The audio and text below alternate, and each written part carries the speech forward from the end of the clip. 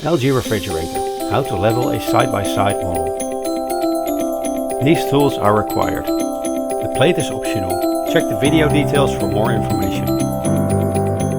Step 1. Check if the refrigerator is level. For an accurate measurement, hold the spirit level on the side of the appliance.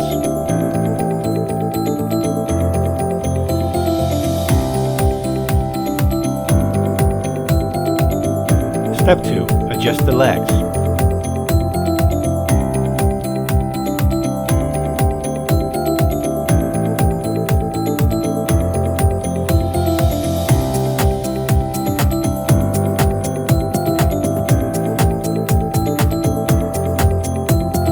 Measure again to check if the refrigerator is level. Try to shake the appliance a little. If it shakes a lot, this means that the floor surface on the back is uneven and you may need to use a back plate. Step 3. Level the doors.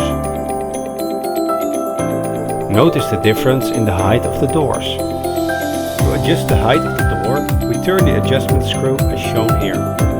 But first loosen the lock nut.